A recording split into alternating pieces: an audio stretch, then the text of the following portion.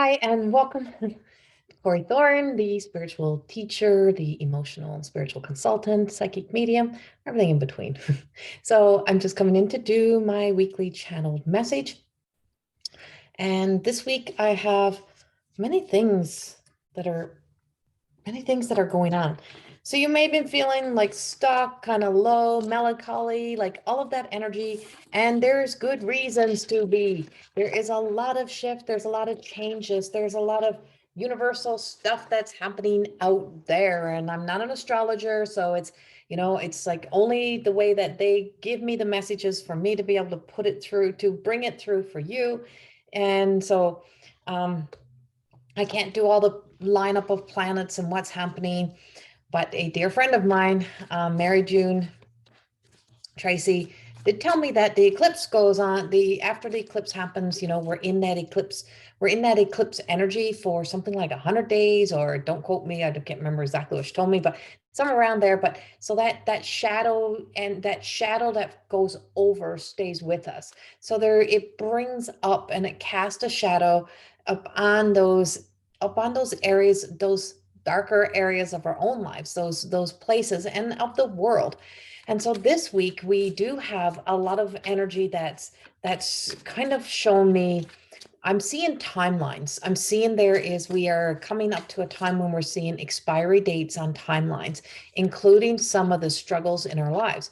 When we have been struggling for the past few years, I'm an Aries, and I've had Chiron sitting dead center in the middle for a while now. And it's like, holy shit, I have questioned everything about who I am and what I am over this past few years. And I've also let go of everything that I was and thought I was, and everything that I thought I was becoming, to become nothing, to kind of become everything, I guess. And so what we're getting with this is there's timelines when we're seeing expiry dates on certain things, but we're also being able to timestamp different experiences in our lives and throughout history. And we're able to cycle it back or draw a line back to the original cause, or to be able to look at the outcome and say, okay, that got exposed, or that got healed, or that got changed, or did it really ever get fixed, or was it just a band-aid? And this time around, we're being told that we can't use band-aids to be the solution. We have to really step into the solutions, and knowing that sometimes there is magic and miracles that are happening in our lives. And I do have this energy of magic and miracles that are happening. And I'm not known for being the optimist. I'm known for being the realist, right? It's like I hold on to faith and I hold it strong, but I'm a realist of the things that we are existing within. I don't have the ability to turn a blind eye to what is happening and pretend it's not happening. But I also know that we're all a part of the experiences that we create, and we become a part of that. And so we also live in the energy that we create, and we exist. And if we create our chaos, we create our storm, we actually exist within that storm and that chaos. And sometimes we need to be in that. Sometimes we need to be in to shake things up, to be able to also find out that that's not my direction. I don't like this feeling. I don't like feeling this way, and to be able to bring that change. And so when we're now looking at those areas in our lives and exploring, is that we're really looking at the book.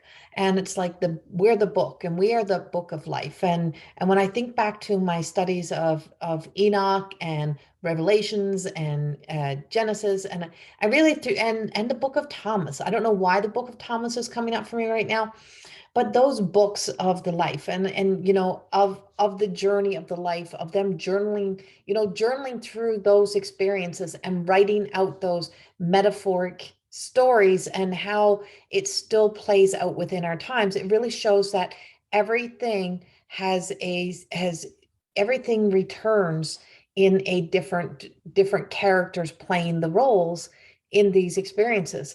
And we're seeing it, but we're seeing a lot more of the savior energy show up. And the savior energy is showing up within ourselves, and that we are becoming the saviors of our own destiny, our own, and we have to be. We can't rely upon the outside world. We've put too much faith in places where we should not have put faith. And now we're kind of looking and saying, I'm questioning that. And so what was so easily accepted before, or I call it, I think we kind of got lazy with our lives because we wanted the easy stuff. It's like buying cheese. It's like buying a block of cheese or the bag of shredded cheese or the head of lettuce or the bag of pre-cut, pre-washed lettuce, right? It's like I don't want to have to put the work in. It's easier for me to buy this, but what is it costing me to buy into this? So we've been buying into the easier life. We've been buying into the simplicity. And by doing that, we've been falling into the imposter energy, into that imposter light. And now we're starting to recognize that artificial light is not helping us. That real sunlight, that real light, shine in a real light, the real essence of God consciousness that exists and is through every thread and every fiber of our being. And that we start to see the magic and miracles of how we even exist as human beings. And the fact that we are, robotically or test tube creating us into formation is not really a miracle of life. It is the ability to awaken the monster within us, to bring that forth. So everywhere that we have been slipping into that bisque of on, you know, of that untapped world, is that there is an untapped world that leads us down to another trail of darkness, or the non-existent of the human that is here to develop, to evolve, and to grow into the truth of what we are here for. And that comes into that blossoming and awakening and opening up, that essence of of wisdom and knowledge, of the power of a energy, a force that we are yet to know upon earth. And that's love. We have defined love. We have love through the material world. We have the essence of love, but the power of love to be the change that we need to exist within. And the old me, the old energy of me used to sometimes call bullshit on that. And I thought, maybe it is, maybe that world is the world, that is the way. But the more that I stepped away from this world, the more that I stepped away from trying to create and mold into this coming world, was that I found myself in nature. And I found myself with the rawness and the realness of Mother Nature. And the one things that really, it evolves and it changes in a lot of ways, but the essence of the roots of the trees and how it holds it and grounds it and roots it. And that I don't have to be my traditions. I don't have to be traditional. I can be authentic and still be grounded and rooted in where I come from. And that's the essence of that. We're all the human being.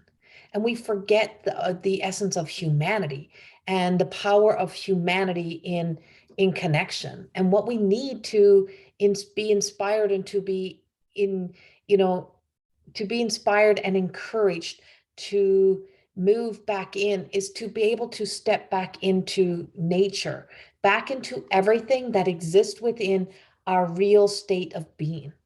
And so our real state of being, and that sense of, being awakened from all that we have been fed, all the fears, all this whole dream states of, oh, you'll become this, and this is our virtual reality. And we've been evolving the children into a dream state of being. We've had children that have gone to war without ever leaving their couch.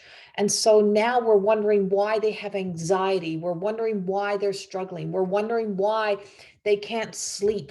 It's because they have created and they have walked away from their physical body and let their minds and their imagination take them into that state of being at war, being in that challenge, creating altered realities and creating false identities inside of this place, where anything that they don't feel they can be in that place, and they can step into that energy. And when they step into, then they're there. And then you're wondering why they don't want to go to bed, or why they don't want to leave that world. or why they have anxiety. I don't know why my kid has anger issues. I don't know why my kid is struggling. I don't know why this is happening. It's happening to adults. And why are we not maturing and evolving beyond that altered reality and stepping into real-time relationships?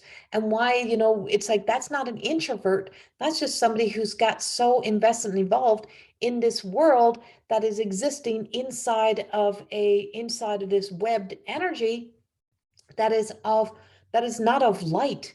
And so when there is only artificial light that is feeding the human intelligence and the human body, then there is nothing that is of truth or joy. And then the real truth of the real world becomes impossible because they can change all reality inside that world, but they're not prepared and equipped for changing their world in that real world. So they're not thinking that, oh, all I have to do is walk away from somebody in the real world and I can change my story, because they're not being so equipped and ready for it.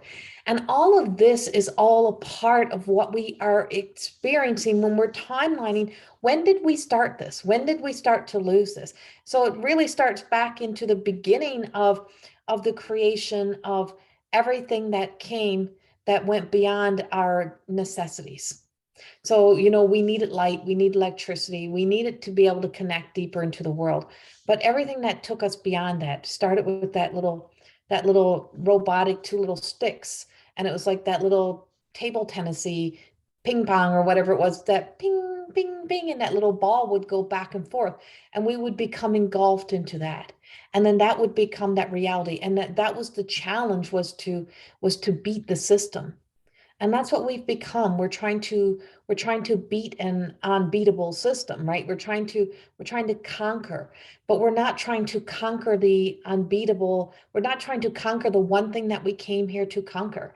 And that was to gain a deeper understanding of the power, the unseen, invisible force, the energy behind what we call love. And that is how we blossom and we open, because beyond that is the ability to understand each other, forgiveness, to release frustration. And half of what is created was created by those who were probably bullied, that were going to prove the world wrong. And so in that time, what we're experiencing is we will see a paradigm shift, a collapse, but it takes us taking part in this world and becoming a part of it. So this is more than a weekly channel message. I think this is a prophecy. I think this is something that, just like I wasn't planning this one. I put one card down and it went upside down, and I just heard, what the fuck? And I just heard, just keep going, just keep talking. And so I know I'm channeling through this message. I know this is being channeled through the guardians who are rooted. They appear to me as these sparkly silver beings. And when they come with such conviction and such love for us, that they're asking and waiting for us to ask for guidance and ask for assistance. And as I keep saying, we are as if that we are, we forget that we are the greater in number than that 1%. And just because there is the power of artificial intelligence, is there still the greatness of the power of love that is still greater than any artificial intelligence. And we have not yet really truly found faith in that. And that means that first we have to find faith in us. We have to find faith in trusting us. We have to find faith in becoming us. And we have to find that faith within us to be able to know that it's okay to change our minds, and to be acknowledged what was for us and not for us, and to know that we can break out of that paradigm, out of that box, and out of that box energy. And it's funny because the only card that came out was the Queen of Pentacles, and she's in that reverse energy. And I just feel like it's like that whole essence. What I'm going to say, she sold her soul. And it's like, when we're selling our soul to the devil, that's the story, right? So when we're selling our soul, when we're selling ourselves short, or we're selling ourselves out, when we're discounting our value, our worth, our intelligence, who and what we are and what we're capable of, and that we're not stupid and we're not dumb and we're not any of those things, in that what happens is that we lose the frustration that is behind the force of what we're trying to project out into the world.